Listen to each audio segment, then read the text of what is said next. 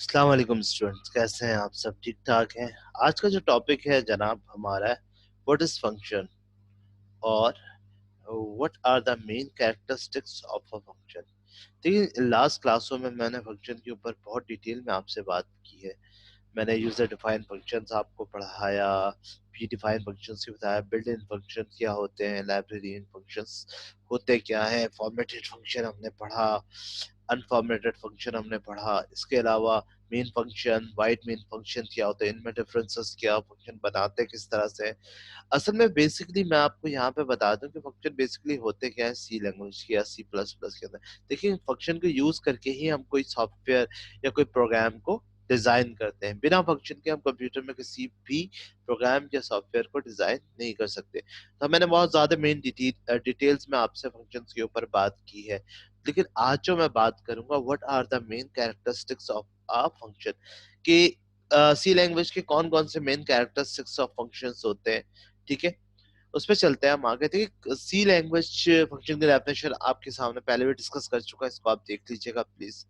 अब मैं बात करूंगा आज what are the main characteristics of a function. देखिए, कंप्यूटर के मेन कैरेक्टरिस्टिक्स ऑफ फंक्शन ये 5 मेन कैरेक्टरिस्टिक्स ऑफ फंक्शन होते हैं। इनको वन बाय वन मैं आपके सामने इन डिटेल एग्जांपल में आपको समझाऊंगा। पहला होता है वेल स्ट्रक्चर लैंग्वेज, दूसरा होता है मशीन इंडिपेंडेंट, तीसरा होता है modularity, fourth one is hardware control, number 5 is case sensitive. इसके अलावा मैंने यहाँ पे सी लैंग्वेज में आपको एक मैप भी बना रखा है जिसमें लिखा हुआ है fast and efficient portable function rich libraries. ठीक है, उसके बाद modularity, easy to extend, variety of database and powerful operators. इसको मैं डिस्कस करूंगा। मैं सबसे पहले थोड़ा सा मैं हिस्ट्री में जाऊंगा सी लैंग्वेज का। देखिए, सी लैंग्वेज 1973 में डेवलप किया था टेरेंस रिच यानी बेल लेबोरेटरीज वालों ने।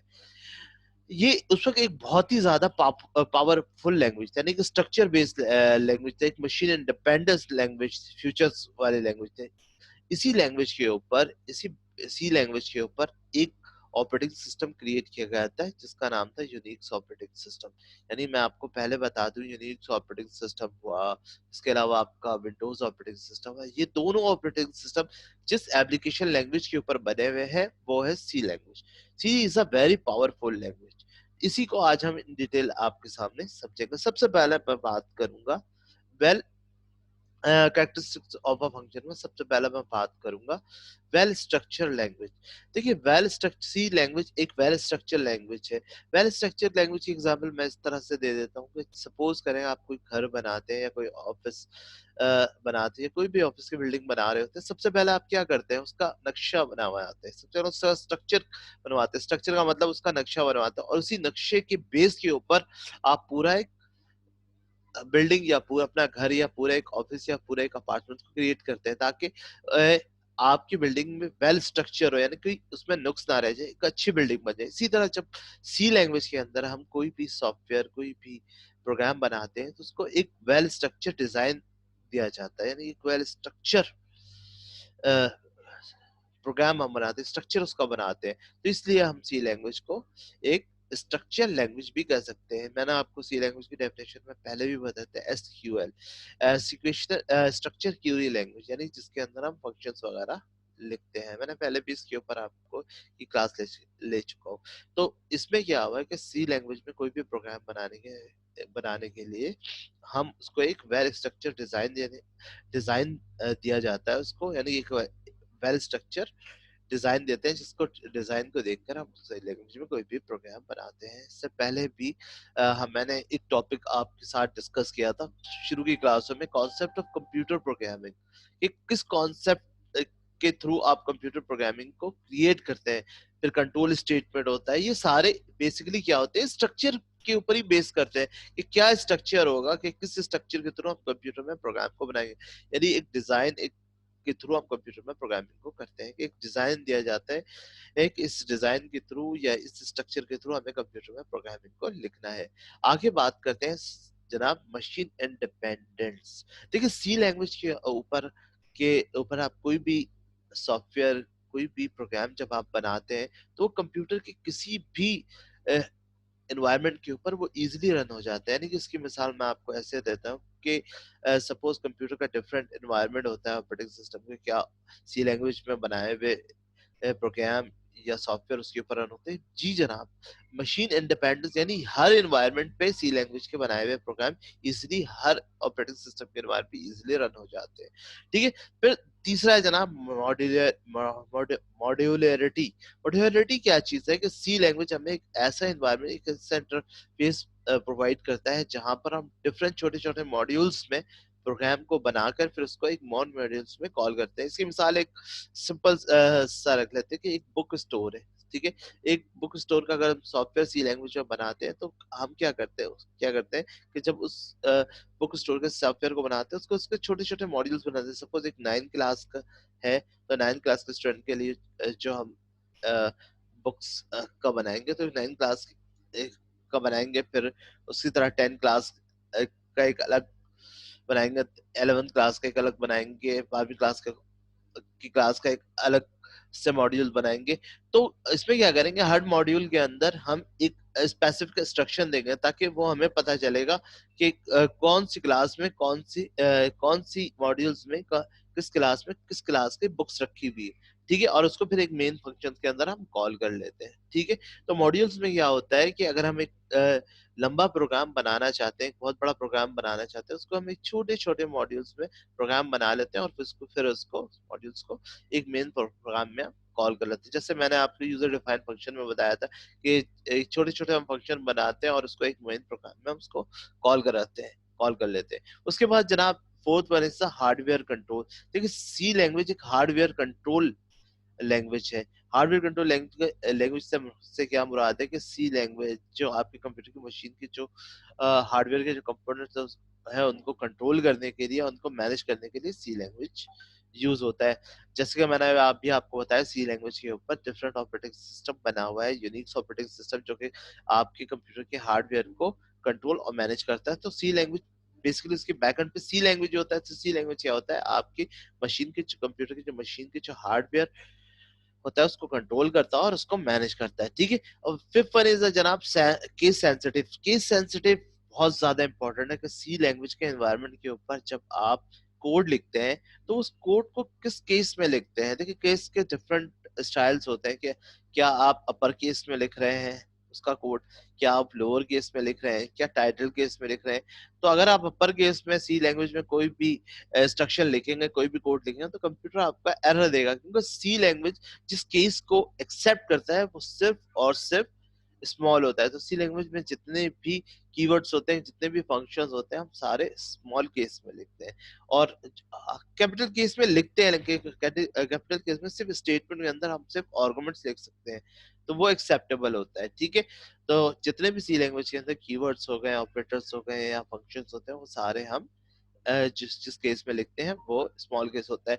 इसके अलावा जनाब सी लैंग्वेज के अंदर जो नेक्स्ट है, ये तो कैरेक्टरिस्टिक्स ऑफ फंक्शन मैंने आपसे डिस्कस कर लिया कि वेल स्ट्रक्चर लैंग्वेज यानी कि कंप्यूटर में दोबारा रिव्यू करवा देते हैं जल्दी से आपको। वेल स्ट्रक्चर लैंग्वेज होता है कंप्यूटर सी लैंग्वेज, जब भी हम कोई प्रोग्राम होते हैं उसको वेल स्ट्रक्चर डिजाइन देते हैं, उसको एक स्ट्रक्चर डिजाइन दिया जाता है, उसी स्ट्रक्चर डिजाइन के थ्रू कंप्यूटर में प्रोग्रामिंग को कंप्यूटर की लैंग्वेज में हम उस प्रोग्राम को बनाना स्टार्ट करते हैं। मशीन इंडिपेंडेंस जैसे कि मैंने आपको बताया कि सी लैंग्वेज में बनाए हुए एप्लीकेशन सॉफ्टवेयर या कोई भी आप प्रोग्राम बनाते हैं, वो तो डिफरेंट हार्डवेयर जितना डिफरेंट कंप्यूटर के जो एनवायरनमेंट्स होते हैं ऑपरेटिंग सिस्टम उसके ऊपर इजीली सी लैंग्वेज के बनाए हुए सॉफ्टवेयर उस एनवायरनमेंट के ऊपर रन हो जाते हैं। मॉड्यूलरिटी होता है, सी लैंग्वेज हमें एक ऐसा इंटरफेस प्रोवाइड करता है कि जिसके ऊपर हम अगर कोई बड़ा सॉफ्टवेयर बना रहे हैं, बड़ा प्रोग्राम बना रहे हैं, तो उसको डिफरेंट छोटे-छोटे मॉड्यूल्स में हम कन्वर्ट कर देते हैं, फिर उसको एक मेन फाइनल मॉड्यूल्स में कॉल कर लेते हैं। ठीक है? फिर हार्डवेयर कंट्रोल जैसे मैंने आपको बताया कि सी लैंग्वेज एक हार्डवेयर कंट्रोल लैंग्वेज है, क्योंकि कंप्यूटर के हार्डवेयर को कंट्रोल करने और उसको मैनेज करने के काम होते हैं। जैसे मैंने अभी बताया कि डिफरेंट ऑपरेटिंग सिस्टम सी लैंग्वेज के ऊपर बने हुए हैं। Unix operating system, unique operating system का काम क्या होता है या विंडोज ऑपरेटिंग सिस्टम क्या काम क्या होता है, वो कंप्यूटर के हार्डवेयर को कंट्रोल और मैनेज करते हैं। उसके बैकएंड में सी चल रहा होता है। की सेंसिटिव के ऊपर मैंने बात किया कि सी लैंग्वेज के ऊपर जिस केस में हम उनका प्रोग्राम के इंस्ट्रक्शन या कोड लिखते हैं वो होता है टोटली स्मॉल केस, यानी जिस किसी लैंग्वेज में के एनवायरनमेंट में जितने भी फंक्शन या कीवर्ड्स हम लिखते हैं वो सारे स्मॉल केस में लिखते हैं। आगे बात करते हैं कि जहाँ पे ये फास्ट एंड एफिशिएंट लिखा हुआ है, पोर्टेबल लिखा हुआ है, फंक्शन रिच लाइब्रेरीज है, तो जनाब सबसे पहले कि सी लैंग्वेज में फास्ट एंड एफिशिएंट आप किसी भी एनवायरनमेंट के फंक्शन यूज करके आप प्रोग्राम को बना सकते हैं। उसके अलावा पोर्टेबल, देखिए सी लैंग्वेज को आप इजी, पोर्टेबल सॉफ्टवेयर या पोर्टेबल लैंग्वेज क्या होता है, पोर्टेबल सॉफ्टवेयर वो बिना स्टोर किए हुए आप किसी भी कंप्यूटर के ऊपर आप उसको रन कर सकते हैं। जस्ट आप उसको अपनी यूएसबी पेन ड्राइव के अंदर रखें और उसको ले जाके अपने हार्डवेयर की हार्ड डिस्क में पेन ड्राइव को ओपन करें और उसके फोल्डर के उसके आइकन्स के ऊपर डबल क्लिक करें तो वो प्रोग्राम रन हो जाता है। तो पोर्टेबल सॉफ्टवेयर ये होता है कि उसको इंस्टॉल करने की जरूरत नहीं होता है, कि बस आप उसके आइकन पर डबल क्लिक करें, वो इजी फॉर किसी भी जगह किसी भी विंडोज के एनवायरनमेंट पे वो रन हो जाता है। तो सी लैंग्वेज एक पोर्टेबल लैंग्वेज भी है, यानी कि पोर्टेबल लैंग्वेज होता है आप इजीली किसी भी विंडोज के एनवायरनमेंट में बिना स्टोर किए भी आप इसकी रन कर सकते हैं। इसके अलावा फंक्शन रिच लाइब्रेरी, बने बनाए बहुत सारी लाइब्रेरीज होते हैं डिफरेंट टॉपिक से रिलेटेड, जिनके ऊपर फंक्शन लाइब्रेरी होती है जिनके अंदर फंक्शन स्टोर होते हैं, और हमें कोई सॉफ्टवेयर बनाता है तो हम इन लाइब्रेरी से उन फंक्शन को यूज करके सॉफ्टवेयर बना सकते हैं। मॉड्यूलरिटी मैंने बताया कि एक ऐसा इन्वायरमेंट होता है सी लैंग्वेज के ऊपर, जब हम कोई प्रोग्राम बनाते हैं उसको छोटे छोटे मॉड्यूल्स में हम कन्वर्ट कर देते हैं और फिर उसको मेन फंक्शन में कोड इंस्ट्रक्शन के थ्रू कॉल करके उस प्रोग्राम में हम कनेक्ट कर देते हैं। उसके बाद इजी टू एक्सटेंड का मतलब होता है कि इस पे बनाए हुए प्रोग्राम इजी टू एक्सटेंड किसी भी विंडोज एनवायरनमेंट यानी मशीन इंडिपेंडेंट किसी भी विंडोज एनवायरनमेंट में इजीली इसके बने प्रोग्राम रन हो जाते हैं। वैरायटी ऑफ डेटाबेस इसके ऊपर आप सी लैंग्वेज के ऊपर वैरायटीज ऑफ डेटाबेस आपके पास अवेलेबल है, यानी डेटा टाइप की बात कर रहा हूँ कि इसके ऊपर इंट आप यूज कर सकते हैं, कैरेक्टर यूज करते हैं, फ्लोटिंग पॉइंट डेटाबेस यूज करते हैं, डबल डेटाबेस होता है, बुलियन यूज कर सकते हैं आप, ठीक है, अर्थमेटिक ऑपरेटर्स यूज कर सकते हैं, पावरफुल ऑपरेटर्स है, relation operator, logical assignment operator है, अर्थमेटिक्स ऑपरेटर है, बिटवाइज ऑपरेटर्स है, बहुत सारे ऑपरेटर भी आप इसके ऊपर यूज कर सकते हैं। आगे बढ़ते हैं जनाब। उसके बाद यहाँ पे characteristic of C small size, ये भी हम डिस्कस कर दिया। एक्सटेंसिव यूज ऑफ फंक्शन, ये भी बात कर लिया। लोज टाइपिंग अनलाइक पास्कल, देखिए मैं आपको ये बता दूं कि सी लैंग्वेज जब फर्स्ट टाइम बना था, जैसे कि मैंने आपको पहले था फर्स्ट ऑपरेटिंग सिस्टम 1965 में बनाया था, और सी लैंग्वेज बना था 1973 में बेल लेबोरेटरी से बना। तो उस वक्त पास्कल ऑपरेटिंग सिस्टम ही पूरी दुनिया में चलता था। तो इस एनवायरनमेंट के ऊपर सी लैंग्वेज इजीली टाइपिंग उसी अंदाज में हम लोग उसी लैंग्वेज को पास्कल के ऊपर ही रन करते थे। अच्छा, स्ट्रक्चर लैंग्वेज इसको हम डिस्कस करें। Low level bitwise programming, read daily available. Bitwise programming का क्या होता है, इसको आप एक वेरिएबल देके भी आप इसको रन कर सकते हैं। अच्छा, इसके ऊपर डिफरेंट मेमोरी के अंदर डिफरेंट हम वैल्यू एड्रेसेस करते हैं, पॉइंटर्स के थ्रू इसकी इम्प्लीमेंटेशन कर सकते हैं। Extensive use of pointer for memory arrays use कर सकते हैं, इसके ऊपर स्ट्रक्चर यूज कर सकते हैं, फंक्शंस यूज करते हैं, ठीक, ये सारे इसके कैरेक्टरिस्टिक्स हैं, मैं पहले डिस्कस आपसे कर सकता हूँ। फिर आगे, no it had become a widely used professional language because of the following reason. देखिए, it has the high level structure. देखिए, सी लैंग्वेज के ऊपर मैंने जब आपको लास्ट क्लास ली थी सोर्स कोड और ऑब्जेक्ट कोड, जब मैंने आप को पढ़ाया तो मैंने आपको ये बताया था कि सोर्स कोड बेसिकली होता है क्या, सोर्स कोड कि सी लैंग्वेज के ऊपर जो आप कोड लिखते हैं वो एक हाई लेवल लैंग्वेज होती है, और ऑब्जेक्ट कोड जो होता है वो आपकी मशीन लैंग्वेज होती है, ठीक है।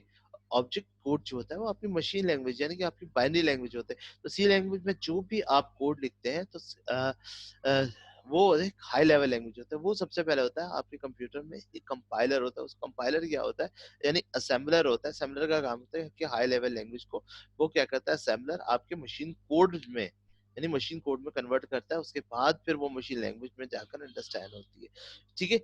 जो मैंने आपको बताया, it can handle low level activities, आप इसमें लो लेवल लैंग्वेज के भी एक्टिविटीज को हैंडल कर सकते हैं। इट प्रोड्यूस एफिशिएंट बहुत तरह के एफिशिएंट प्रोग्राम भी आप बना सकते हैं। सी लैंग्वेज में एफिशिएंट प्रोग्राम में कौन कौन सा प्रोग्राम बनाते हैं आप, इंजीनियरिंग से रिलेटेड जितने भी आपके डिवाइसेस चल रहे हैं, इसके अलावा आपके कंप्यूटर में जो मेन बायोस बना हुआ है ठीक है? ये सारे सी लैंग्वेज के अंदर बने हुए हैं, जितने भी आप ड्रोन्स उड़ा रहे हैं, जितने भी इन्वर्टर्स आ रहे हैं, इन्वर्टर्स के ऊपर जितने भी सिस्टम प्रोग्रामिंग होती है, वो तमाम सी लैंग्वेज के ऊपर होती है। इसके अलावा सी लैंग्वेज की एफिशिएंट प्रोग्रामिंग हम कहाँ पर यूज़ कर सकते हैं?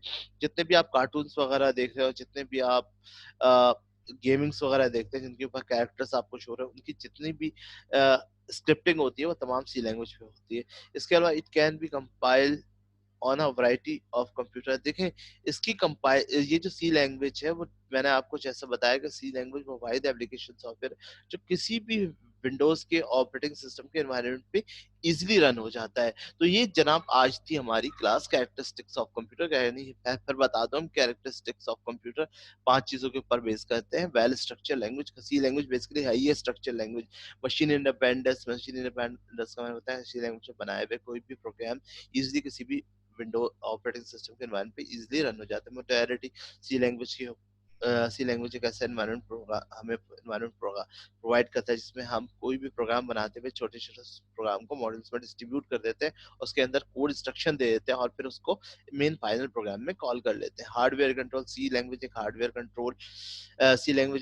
कंट्रोल लैंग्वेज है जो कंप्यूटर के आपके हार्डवेयर को कंट्रोल और मैनेज करता है। केस सेंसिटिव के ऊपर बात की, सी लैंग्वेज के अंदर जो प्रोग्राम का कोड लिखते हैं वो टोटली हम लोअर केस यानी स्मॉल एबीसीडी में लिखते हैं। तो ये थी जनाब आज की हमारी क्लास। इस क्लास से रिलेटेड अगर आपके जहन में कोई भी क्वेश्चन, कोई भी थिंग, क्यूरीज हो जो आपको समझ में नहीं आ रही हो, व्हाट इज फंक्शन, फंक्शन मैंने आपको बता दिया है, फंक्शन आपको पता है कि व्हाट इज फंक्शन। बिना फंक्शन में कंप्यूटर में ऐसी लैंग्वेज में आप कोई प्रोग्राम बना ही नहीं सकते। फंक्शन कितने तरह के होते हैं? देखिए, फंक्शन दो तरह के होते हैं, प्री डिफाइंड फंक्शन होते हैं और एक user defined function. Pre defined function वो होते हैं जो जब सी लैंग्वेज बनाए गए थे उसके उसमें पहले से बिल्ड होते हैं, जिनको हम यूज करते हैं, जैसे प्रिंट हो गया और स्कैनफ फंक्शन हो गया। ठीक है, उसके रेफरेंस लाइब्रेरी अवेलेबल होती है, उस लाइब्रेरी के अंदर ये प्री डिफाइंड फंक्शन मौजूद होते हैं और वहां से हम इसको कॉल कर लेते हैं। ठीक है, उसके बाद हमने what are the main characteristics of function ये पढ़ा मैंने, और ये मैंने बताया कि 5 मेन कैरेक्टरिस्टिक्स ऑफ फंक्शंस होते हैं। इसको भी हमने इन डिटेल डिस्कस कर लिया। ठीक है, इस टॉपिक से रिलेटेड जनाब अगर आपके जहन में कोई भी क्वेश्चन या कोई भी क्यूरीज हो तो आप मुझे सुबह 11 बजे से 2 बजे तक मेरे व्हाट्सएप नंबर पे कॉल कर सकते हैं। अगर ईमेल के थ्रू अगर आप मुझसे कुछ पूछना चाहते हैं, info.sajid@gmail पे पूछ सकते हैं। इसका लिंक मैं इंस्टाग्राम पे भी शेयर कर दूंगा। इसकी वीडियो का लिंक इंशाल्लाह मेरे फेसबुक पेज के ऊपर भी होगा, सर साजिद आप लिखेंगे तो आ जाएगा। इसके अलावा ट्विटर पे सर साजिद एकेडमी आप सर्च करेंगे तो वहां पर भी इसका लिंक शेयर होगा। ऑब्वियसली मेरे यूट्यूब चैनल पे भी ये वीडियो अपलोड होगा। अपना बहुत ज्यादा ख्याल रखिएगा जनाब, और मुझे अपनी दुआओं में याद रखिएगा। अस्सलाम वालेकुम।